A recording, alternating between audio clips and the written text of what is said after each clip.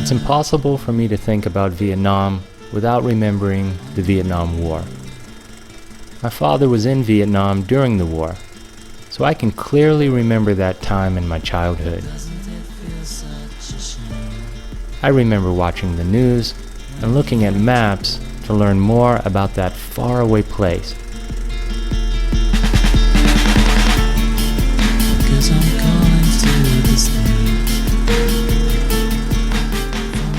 My dad came home and told me wild stories of his adventures with crazy helicopter pilots.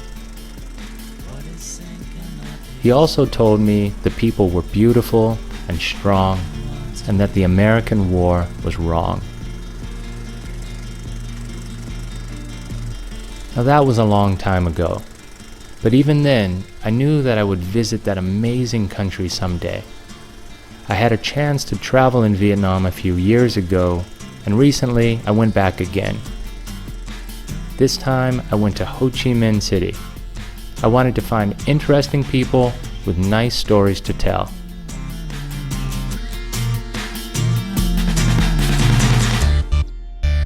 With a population of more than 8 million people and an estimated 4 million motorbikes, Ho Chi Minh is sometimes called the motorbike capital of the world. I looked around today. There's no way to know exactly how many motorbikes are on the streets of Ho Chi Minh, but it's more than I've ever seen in my life. So I wanted to get off the big noisy streets and away from the millions of motorbikes. I was in Vietnam to go searching Ho Chi Minh and find someone interesting to talk to. I wanted to slow down, walk the streets, meet the local people face to face. I'm always interested in normal, everyday people, their stories and the way they live. So I hooked up with a local guide and he started to make some phone calls. And we were on our way.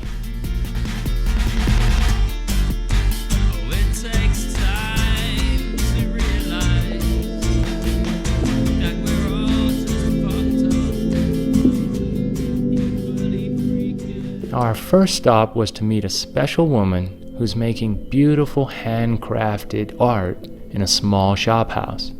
The shop is called Dorcas, which is also her name.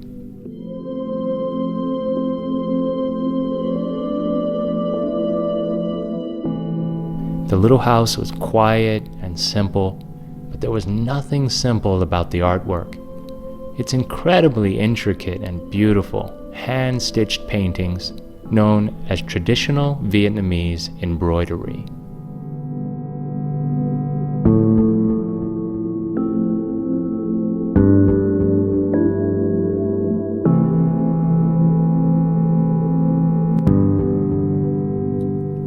Vietnam today is a fast-moving society that's quickly becoming the Vietnam of tomorrow. And Mrs. Dorcas is keeping an old tradition alive, and she's also trying to keep Vietnam connected to its past. She was happy to share her story with us.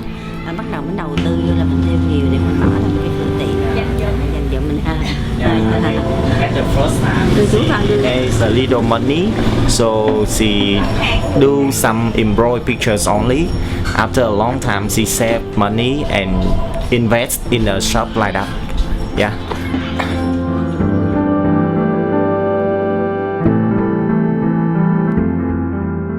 All I can say is that the hand-stitched paintings that she creates are quite remarkable. Another reason that Ms. Dorcas's story is so special is that she had polio as a child, which means she cannot walk.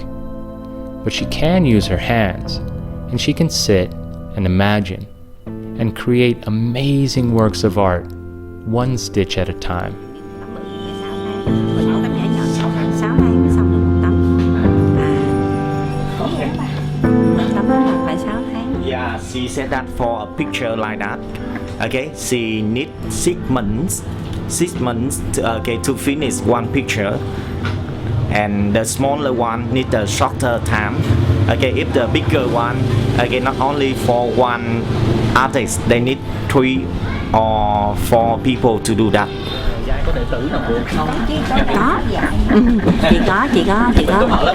Chị có dạy ở đây, ví dụ chị dạy dạng là chị dạy miễn phí. Ms. Dorcas also gives back to the handicapped community by training others in embroidery.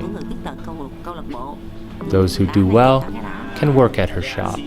She's a member of handicapped group in Ho Chi Minh City, and she have some classes. She work as a teacher to help the handicapped young one. Okay, they help them to have a job like her only. Yes. Nice. Great.